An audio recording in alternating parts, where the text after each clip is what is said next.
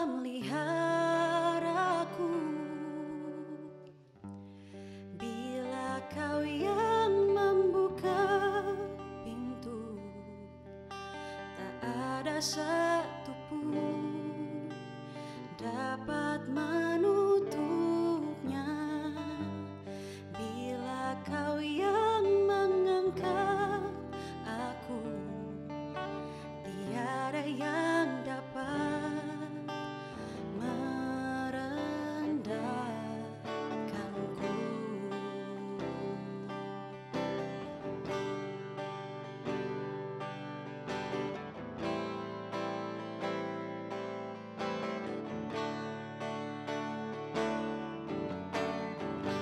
Segala perkaraku ku serahkan padamu, Allah pembelaku. Segala kuatirku ku taruh di kakimu, Allah pemeliharaku. Bila Kau yang membuka pintu, tak ada satu pun dapat menutupnya. Bila Kau yang mengangkat aku, tiada yang dapat merendahkanku.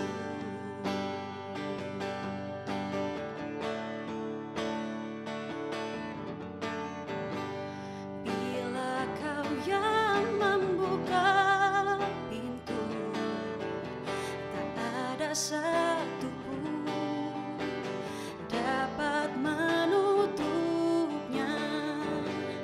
Bila Kau yang mengangkat aku, tiada yang dapat merendahkanku.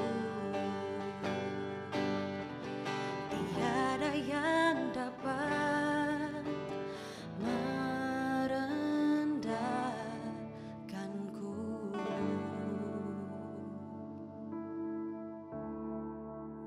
Shalom Bapak Ibu Saudara yang dikasihi Tuhan Yesus. Jumpa lagi sore hari ini dalam acara KIS. Ya, sebelum kita dengar firman Tuhan, mari kita sama-sama berdoa. Kita akan tundukkan kepala. Allah Bapa di dalam surga, terima kasih Tuhan yang sudah menyertai, memberkati kami sampai pada saat ini. Dan terima kasih juga ada kesempatan kembali kami boleh mendengar firman Tuhan. Dan kembali kami mohon Roh Kudus yang menolong kami, Roh Kudus menolong hamba-Mu yang akan menyampaikan, Roh Kudus juga menolong semua yang mendengar, baik di tempat ini maupun di rumah maupun dimanapun saudara kami boleh berada. Roh Kudus yang memberi pengertian supaya apa yang kami dengar boleh kami mengerti. Memberkati kami semua, memberkati juga semua yang terlibat pelayanan pada sore hari ini. Terima kasih Bapa di surga, kami serahkan sepanjang firman Tuhan diberitakan, kiranya Roh Kudus saja yang bekerja dari awal sampai pada akhirnya. Hanya di dalam nama Tuhan kami Yesus Kristus kami sudah berdoa. Amin.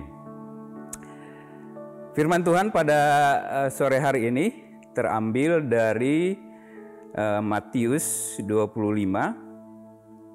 ayat 14 sampai 30. Dan sebagai ayat pembuka saya mau baca dulu ayat 21, bunyinya demikian. Maka kata tuannya itu kepadanya, baik sekali perbuatanmu itu, hai hambaku yang baik dan setia. Engkau telah setia dalam perkara kecil, aku akan memberikan kepadamu tanggung jawab dalam perkara besar. Masuklah dan turutlah dalam kebahagiaan Tuanmu. Bapak Ibu yang dikasihi Tuhan Yesus, Tuhan Yesus kita tahu di dalam mengajar murid-muridnya dan orang banyak, salah satu caranya adalah melalui perumpamaan. Dan tentu saja setiap perumpamaan yang disampaikan Tuhan Yesus itu mengandung pengajaran atau mungkin pesan atau mungkin mengingatkan dan peringatan, ya, yang sangkut pautnya dengan kerajaan Allah yang tidak terlihat. Itu sebabnya seringkali diungkapkan melalui perumpamaan. Nah, hari ini kita mau sama-sama merenungkan di dalam salah satu perumpamaan yang disampaikan oleh Tuhan Yesus dalam Matius 25 ayat 14 sampai 30. Ya, saya kasih judul renungan kita sore hari ini adalah yang sederhana saja, yaitu Tuhan Yesus mengingatkan. Ya, mengingatkan tentu saja melalui perumpamaan ini ada beberapa hal yang Tuhan Yesus ingin ingatkan kepada kita semua. Yang pertama itu di ayat 14 saya bacakan. Sebab hal kerajaan surga sama seperti seorang yang mau bepergian ke luar negeri dan memanggil hamba-hambanya dan mempercayakan hartanya kepada mereka. Ya, yang pertama Tuhan Yesus mau mengingatkan bahwa Yesus itu memang adalah Tuhan. Ya, yang dimaksud dengan Tuhan yang bepergian ke luar negeri ini menggambarkan Tuhan Yesus yang sudah pergi ke surga. Ya, setelah misi penebusannya selesai di bumi ini, kemudian Tuhan Yesus pergi ke surga. Kemudian dikatakan di sana meninggalkan hamba-hambanya. Nah, siapa hamba ini? Hamba ini ya bisa semua orang, tetapi secara spesifik itu hamba ini tentu saja bicara mengenai murid-murid yang ditinggalkan, orang-orang percaya yang ditinggalkan oleh Tuhan Yesus, termasuk saudara dan saya yang sudah percaya kepada Tuhan Yesus, bahwa Yesus itu sebagai Tuhan. Ya, jadi Tuhan itu adalah Tuhan Yesus yang pergi ke surga dan hamba-hambanya adalah saudara dan saya. Kemudian dikatakan di sana bahwa memanggil hamba-hambanya dan mempercayakan hartanya kepada mereka. Saya lanjutkan ayat 15 dan 16. Yang seorang diberikannya 5 talenta, yang seorang lagi 2, dan seorang lain lagi 1, masing-masing menurut kesanggupannya. Lalu ia berangkat. Ya, ayat 15 saja dulu. Jadi hamba-hambanya itu semua dikasih, semua diberi tanggung jawab, ya, masing-masing menurut kesanggupannya. Ada yang 5, ada yang 2, ada yang 1. Ini ada yang sedikit, ada yang banyak. Tapi intinya adalah semua itu diberi tanggung jawab. Saudara dan saya itu diberi tanggung jawab sebagai hamba-hamba Tuhan Yesus. Kita diberi tanggung jawab, ya. Ada yang banyak, ada yang sedikit. Saudara, tanggung jawab apa? Tentu saja banyak. Salah satu contohnya, ada beberapa contoh. Ketika saya diizinkan Tuhan untuk menikah, ya berarti saya diberi tanggung jawab untuk menjadi suami yang baik. Sebaliknya kalau istri saya tentu saja diberi tanggung jawab untuk menjadi istri yang baik. Dan ketika Tuhan mempercayakan saya punya anak, istri saya melahirkan, punya anak, berarti saya diberi tanggung jawab untuk menjadi ayah yang baik. Dengan istri saya tentu saja punya tanggung jawab untuk menjadi orang tua yang baik. Itu dalam keluarga. Mungkin ada saudara yang diberi kepercayaan, ya saya misalnya diberi kepercayaan juga untuk bekerja di satu perusahaan, berarti saya diberi kepercayaan, diberi tanggung jawab oleh Tuhan untuk menjadi karyawan yang baik. Dan kalau kita diberi kepercayaan untuk menjadi atasan, menjadi bos, tentu saja juga ini tanggung jawab untuk menjadi bos yang baik.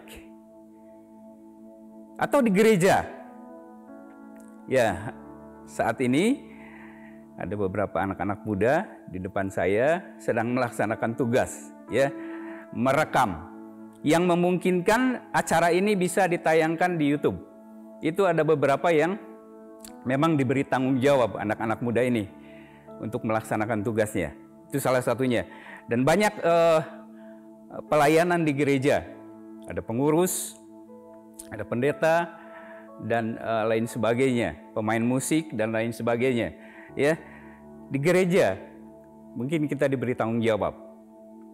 Atau saya lahir juga di Indonesia. Kebetulan saya lahir di Tasik, ya. Berarti saya orang Indonesia. Berarti Tuhan juga memberi kepercayaan kepada saya untuk menjadi warga negara yang baik. Atau mungkin ada yang diberi kepercayaan bekerja di dalam pemerintahan. Berarti Tuhan memberi tanggung jawab untuk menjadi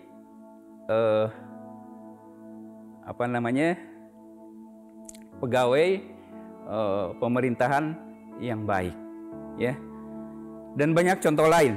Ya, intinya setiap kita itu tidak ada yang tidak punya tanggung jawab. Tuhan sudah memberikan tanggung jawab dan kita harus belajar menerima kenyataan ini. Jangan pernah berkata saya tidak bisa berbuat apa-apa. Ya, itu karena itu berarti kita tidak menghargai apa yang Tuhan berikan kepada kita. Ya. Saudara, sebelum saya lanjut, saya mau mundur dulu sebentar. Saya katakan tadi semua kita adalah hamba-hamba Tuhan. Nah, seringkali jemaat secara umum, jemaat-jemaat yang sederhana berpikir seringkali yang namanya hamba Tuhan itu konotasinya selalu kepada pendeta. Ya. Sebenarnya Rasul Paulus mengingatkan kepada kita di dalam Kolose 3 ayat 24 dikatakan Kristus adalah Tuhan dan kamu adalah hambanya. Ya. Ini ditekankan kepada jemaat di Kolose.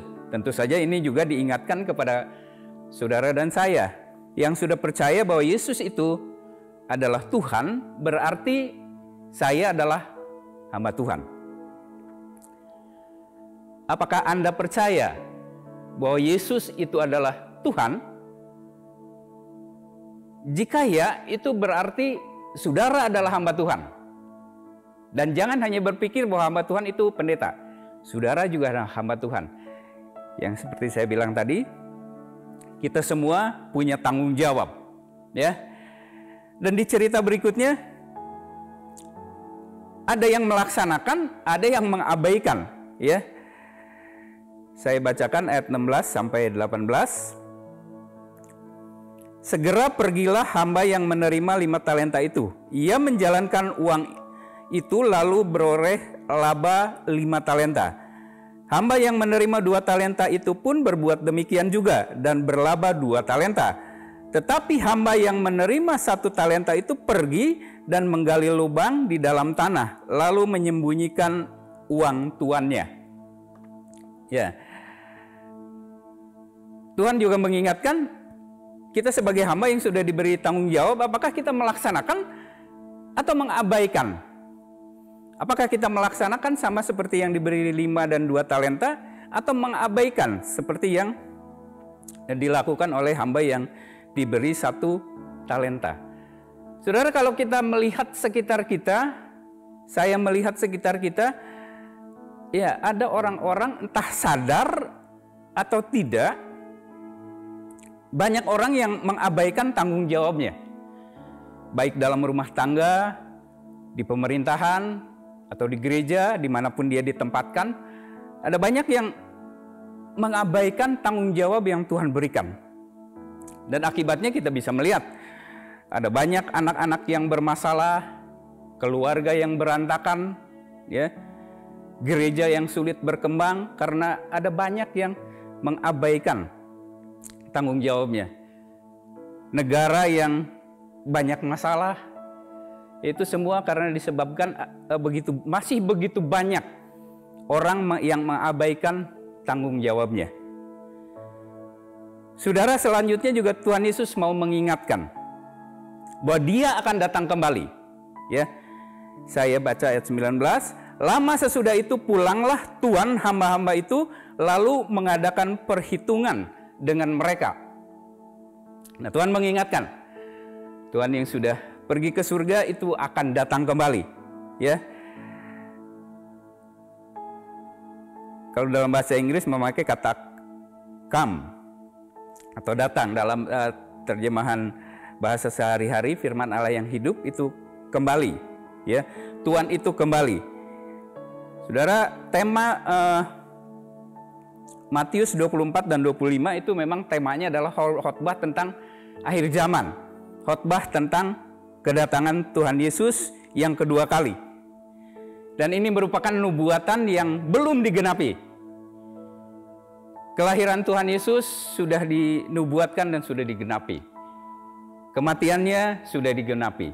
Nubuatan tentang kebangkitannya dan kenaikannya ke surga sudah digenapi. Pencurahan Roh Kudus, nubuatnya sudah digenapi. Dan tinggal satu yang kita masih menunggu sampai saat ini, yaitu kedatangan Tuhan yang kedua kali. Ini tentu saja nubuat yang pasti digenapi, sama seperti nubuat-nubuat yang lain yang sudah digenapi.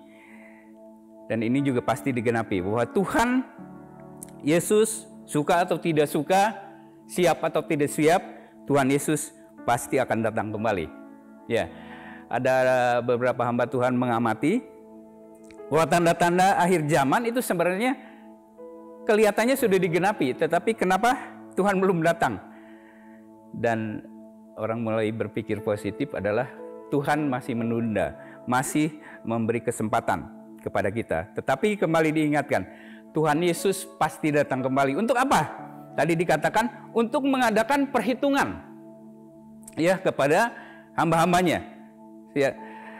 Saudara, kalau di kebaktian penghiburan, biasanya khotbahnya salah satunya mengambil dari 1 Tesalonika 4 ayat 13 sampai 18, itu bercerita mengenai bagaimana Tuhan akan datang kembali, kemudian mereka yang sudah mati dibangkitkan, yang masih hidup diubahkan dan sama-sama diangkat, katanya langsung ke surga, ya. Kemudian tinggal bersama Tuhan selama-lamanya, ya. Jarang sekali menyinggung tentang adanya pengadilan. Sebenarnya ada proses di sana, selain pesta anak domba, di sana ada pengadilan yang disebut pengadilan Kristus, ya. Nah, saya akan coba buka, kita sama-sama buka di dalam Roma untuk mengingatkan bahwa kita semua harus menghadap kepada Allah, harus mempertanggungjawabkan tentang diri kita masing-masing. Roma 14 ayat 12. Demikianlah setiap orang di antara kita akan memberi pertanggungan jawab tentang dirinya sendiri kepada Allah. Kemudian saya buka juga di dalam 2 Korintus 5 ayatnya yang ke-10. Sebab kita semua harus menghadap tahta pengadilan Kristus, supaya setiap orang memperoleh apa yang patut diterimanya, sesuai dengan yang dilakukannya dalam hidupnya ini, baik ataupun jahat. Pengadilan Kristus ini adalah untuk orang percaya, bukan untuk dihukum, ya, tetapi untuk mempertanggungjawabkan, ya itu tadi, kepercayaan Tuhan yang sudah Tuhan berikan kepada kita, itu kita akan pertanggungjawabkan di hadapan Tuhan. Ini jangan lupa, melalui perumpamaan ini kita diingatkan bahwa kita harus menghadap Tuhan itu untuk mempertanggungjawabkan, ya, salah satunya. Jadi bukan hanya, ya betul, kita akan bertemu dengan Tuhan, pada akhirnya hidup bersama-sama dengan Tuhan, betul, tetapi ada pengadilan Kristus di mana kita harus mempertanggungjawabkan. Ini kita harus siap. Nah, kemudian kita melihat juga bagaimana kemudian Tuhan menilai hamba-hambanya, ya. Ayat yang tadi sudah saya baca di awal, ayat 21, isinya juga sama dengan ayat 23. Saya baca ulang ayat 21. Maka kata tuannya itu kepadanya, baik sekali perbuatanmu itu, hai hambaku yang baik dan setia. Engkau telah setia dalam perkara kecil, dan aku akan memberikan kepadamu tanggung jawab dalam perkara besar. masuklah dan turutlah dalam kebahagiaan Tuhanmu. Jadi apa yang kita lakukan di dunia ini Tuhan tahu, Tuhan melihat, Tuhan menilai. Sehingga pada saatnya ketika ketemu Tuhan, hamba-hamba yang diberi 5 dan 2 talenta itu disambut oleh Tuhan, diberi apresiasi oleh Tuhan, dan dipuji oleh Tuhan. Ada beberapa penilaian yang kita mau perhatikan dari ayat tadi. Ada perkataan Tuhan Yesus katakan, baik sekali perbuatanmu, well done. Ya, berarti Tuhan menilai, melihat itu kualitasnya, kualitas pekerjaan. Yang diberi 5 dan 2 talenta itu diberi apresiasi yang sama, pujian yang sama. Artinya Tuhan tidak melihat berapa banyak yang tugas yang tanggung jawab yang kita emban, ya. Tetapi yang Tuhan lihat adalah bagaimana kita melaksanakannya. Jadi baik sekali perbuatanmu. Ya, itu yang Tuhan lihat. Selama ini apa yang tanggung jawab yang Tuhan sudah berikan, sudah sejauh mana kita mengerjakannya? Apakah kita sudah berusaha sebaik mungkin? Itu yang Tuhan nilai.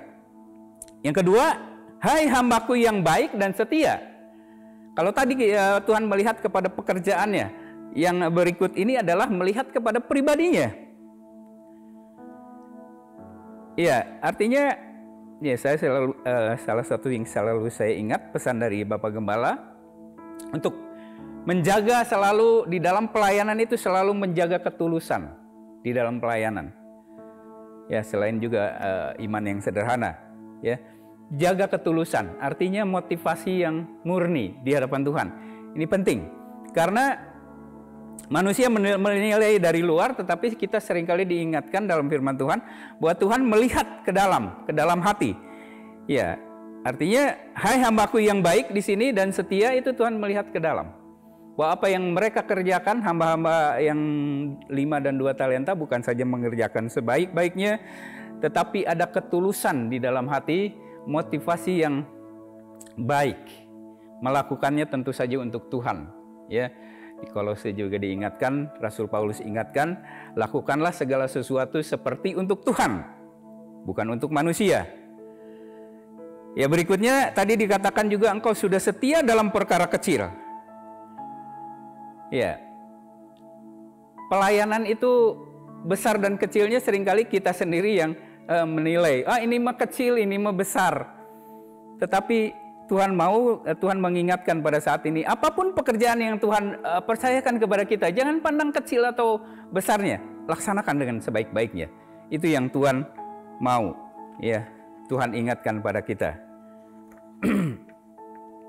Setia dalam perkara kecil. Kemudian, aku akan memberikan kepadamu tanggung jawab dalam perkara yang besar. Saudara, dari sejak lama saya sempat memikirkan ini. Aku akan memberikan kepadamu tanggung jawab yang lebih besar. Apa itu kira-kira? Dan ada yang mengatakan, kalau saya setia dalam perkara kecil, nanti diberi pekerjaan yang lebih besar di dunia ini. Tetapi ada satu hal yang saya dapat ketika saya mulai belajar tentang kedatangan Tuhan, itu tidak lepas dari kerajaan 1000 tahun. Ya, ini sedikit secara singkat saja saya sampaikan. Nanti ada kerajaan 1000 tahun. Nah, tentu saja siapa rajanya? Tentu saja Tuhan Yesus akan menyatakan dirinya sebagai raja di atas segala raja. Ya, di Wahyu dikatakan Tuhan Yesus akan memerintah di kerajaan 1000 tahun beserta dengan orang-orang kudusnya. Dan siapa orang kudus itu? Tentu saja para nabi, para rasul, dan diharapkan termasuk juga kita orang percaya. Itu ikut memerintah dengan Tuhan di dalam kerajaan 1000 tahun. Nah, saya berpikir di sana, berarti kalau Tuhan nanti jadi raja, saya jadi apa? Ya, bentuk kerajaannya seperti apa? Ya, saya tidak tahu. Tetapi kalau Tuhan jadi raja, memerintah bersama dengan kita, termasuk saya, berarti saya nanti ambil bagian di dalam kerajaan 1000 tahun itu. Nah, ini yang dimaksud, aku akan memberikan kepadamu tanggung jawab yang lebih besar. Ketika di dunia ini, itu sangat menentukan. Ketika kita diberi tanggung jawab yang kita anggap kecil, tetapi kalau kita melakukannya dengan baik, itu akan menjadi nilai untuk kita nanti juga ditempatkan, diberi kepercayaan di dalam kerajaan 1000 tahun.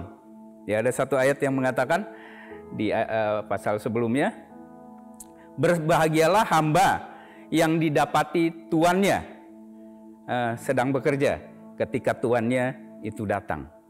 Ya, ini yang saya dapat, ya, saya bagikan.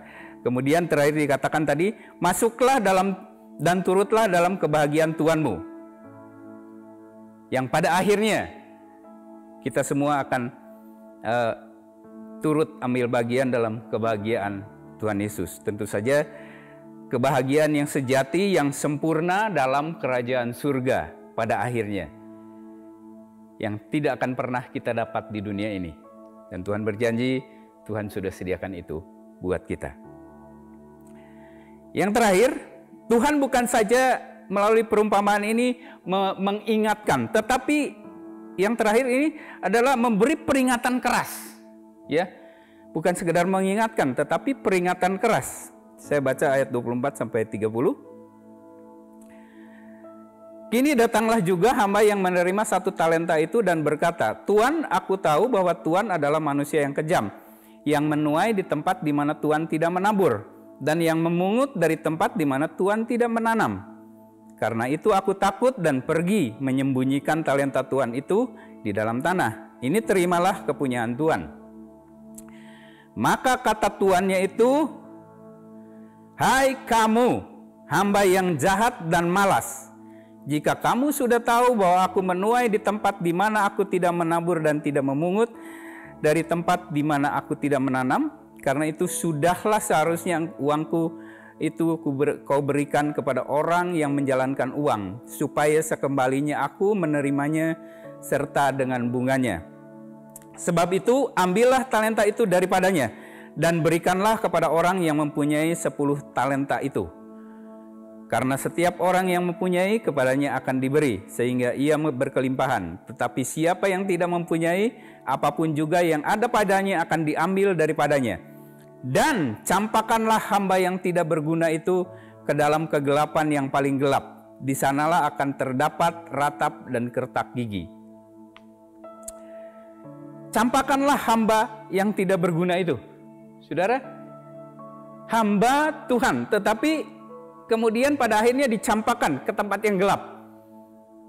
Ya, ini ditafsirkan neraka, saudara ya. Kok bisa? Ada yang hamba Tuhan tetapi pada akhirnya masuk ke tempat kegelapan. Saudara, ini peringatan keras. Ya, ini mengingatkan kepada pasal sebelumnya. Kalau pasal ayat-ayat sebelumnya maksud saya, itu digambarkan bagaimana ada 10 gadis. Perumpamaan 10 gadis, yang 5 bijaksana, yang 5 bodoh. Kemudian secara singkat, yang 5 masuk ke tempat kebahagiaan, yang 5 ditolak. Saudara, padahal kelihatannya sama-sama, begitu ya, punya pegang, sama-sama menunggu, sama-sama punya lentera. Kemudian di pasal sesudahnya juga ada cerita mengenai domba dan kambing. Nanti akan ada pemisahan antara domba dan kambing. Ini juga menggambarkan bagaimana ada kemiripan. Kalau tadi gadis, sama-sama gadis, ini menceritakan mengenai domba dan kambing yang juga mirip. Tetapi itu akan dipisahkan. Jelas, Tuhan tahu mana domba, mana kambing. Saudara, ini mengingatkan kembali, kalau dari sejak dulu kita diingatkan bahwa adanya nabi-nabi palsu, adanya rasul-rasul palsu, adanya guru palsu. Bahkan Paulus mengatakan ada saudara palsu. Ya, artinya ada orang Kristen yang mungkin ada di lingkungan kita, itu ternyata ada yang palsu. Siapa yang tahu? Cuma Tuhan yang tahu. Ya. Bahkan tentu saja tidak sedikit pendeta-pendeta palsu. Kemudian juga ada dikatakan ada saksi-saksi palsu. Ya.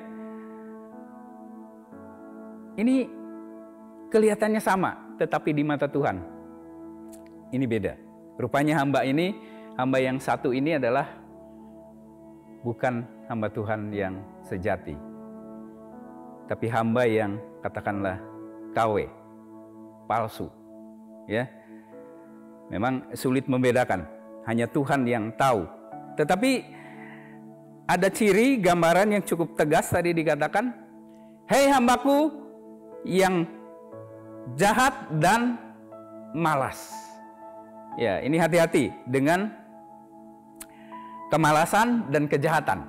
Ya, kita diingatkan kalau malas itu berarti dalam KBBI dikatakan tidak mau bekerja, lebih suka mengemis daripada bekerja. Jadi untuk bekerja itu malas gitu ya. Dan kalau di Amsal dikatakan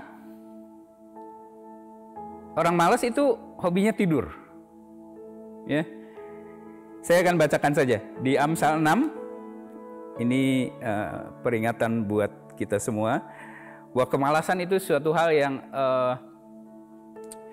harus dibuang karena ini Tuhan tidak suka orang malas itu. Ya. Amsal 6 mulai ayat 6 sampai 11.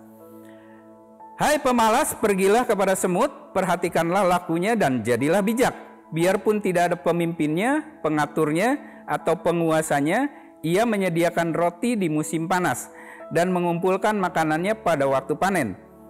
Hai pemalas, berapa lama lagi engkau berbaring? Bilakah engkau akan bangun dari tidurmu? Ya, salah satu ciri pemalas itu tidak mau kerja, senangnya tidur, memang salah satunya.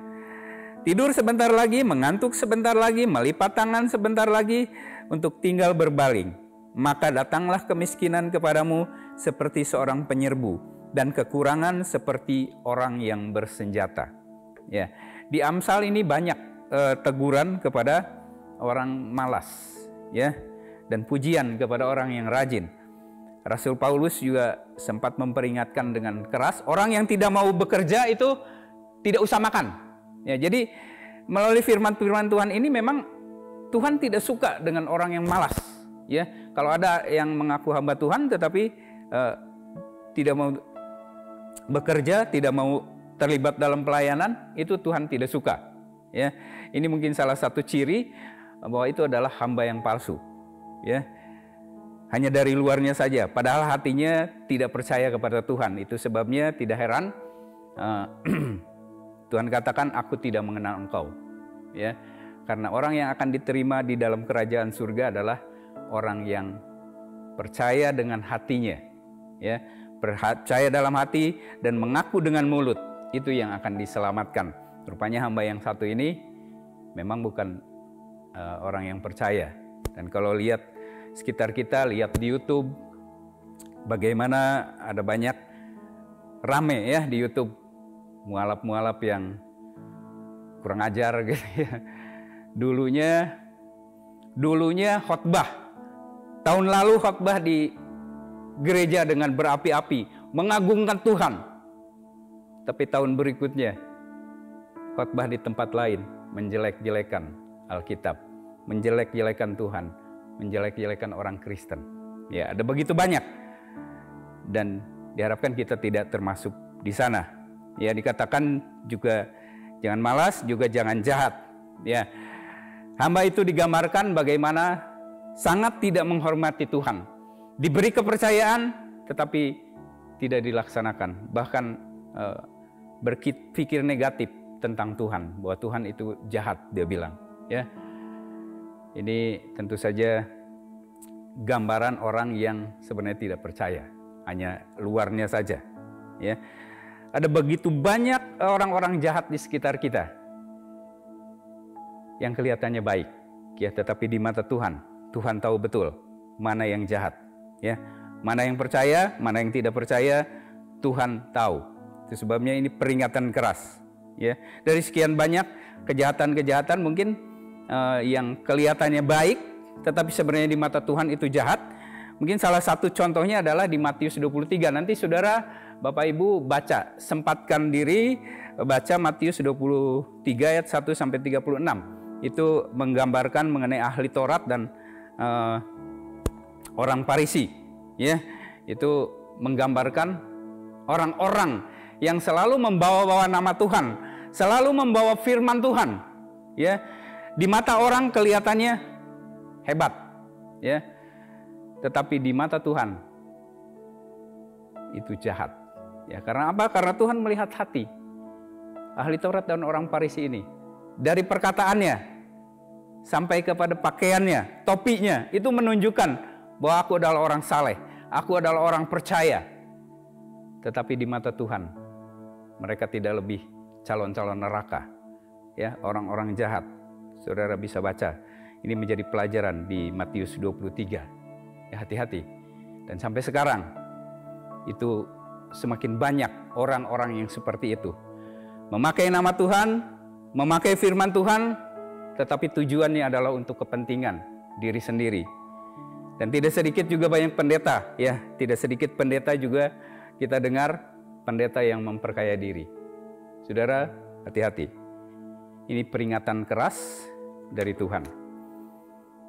Yaitu beberapa hal yang ingin saya sampaikan, bagaimana Tuhan mengingatkan melalui perumpamaan tentang talenta ini di Matius 25 ayat 14 sampai 30.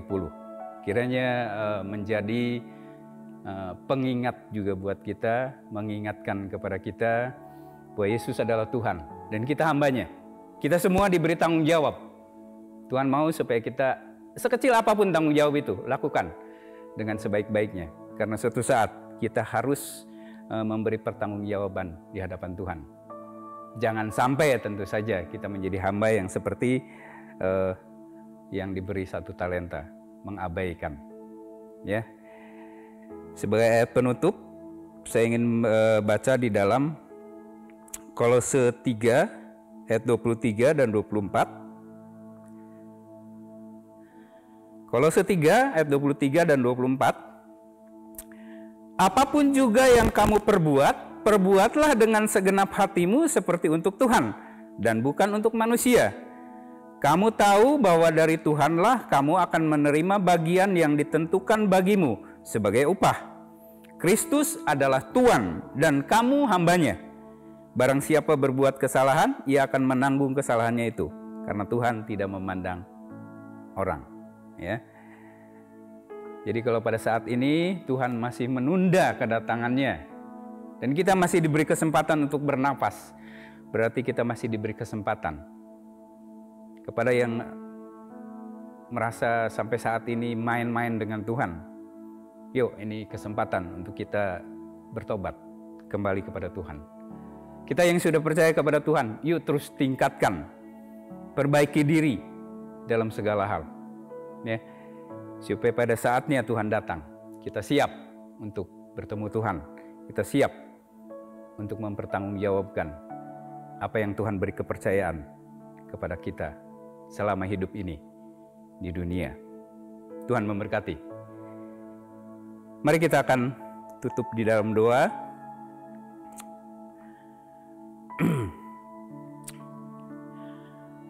Allah Bapa di dalam surga, terima kasih kami sudah dengar firman Tuhan. Hamba-Mu sudah berhenti berbicara, tetapi kami percaya Roh Kudus yang sudah memberi pengertian kepada kami. Dan kami mohon terus Tuhan beri pengertian, bahkan Tuhan beri kemampuan untuk kami boleh hidup sesuai dengan apa yang Tuhan rencanakan. Terus ingatkan kepada kami bahwa kami punya tanggung jawab, perjelas tanggung jawab kami, dan terus beri kemampuan kepada kami untuk boleh melakukan setiap tanggung jawab yang Tuhan beri percayakan kepada kami.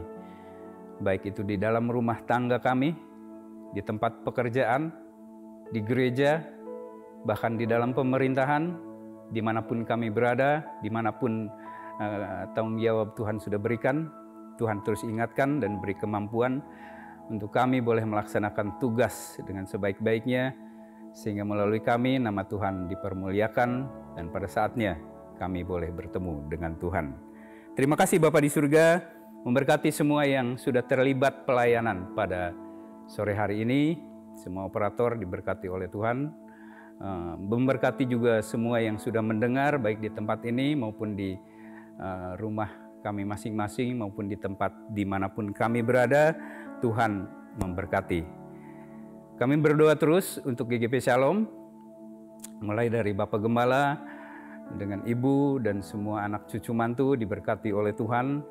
Semua pelayan, pengurus, jemaat GGP Shalom diberkati oleh Tuhan.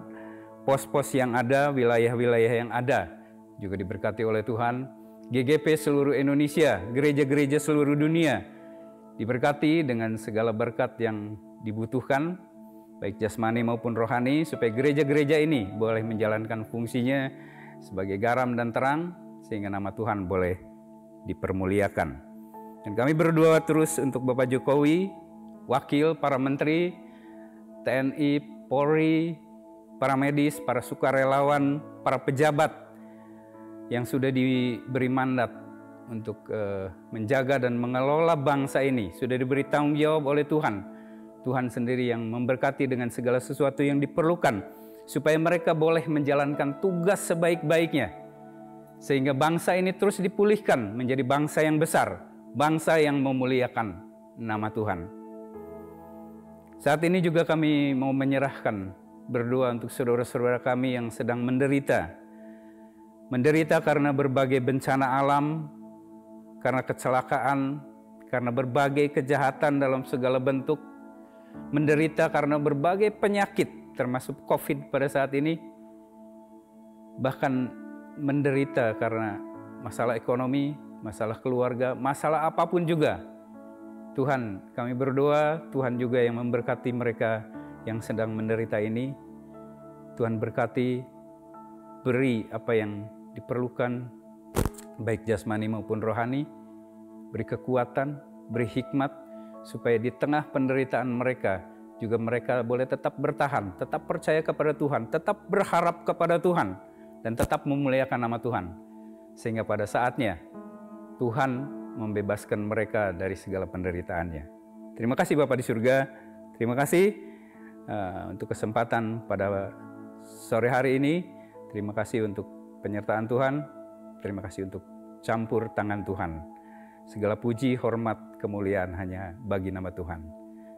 Kiranya kasih daripada Allah Bapa dan anugerah daripada Tuhan Yesus Kristus dan persekutuan dengan Roh Kudus tetap menyertai kami dari sekarang sampai Tuhan Yesus datang kembali. Haleluya. Amin.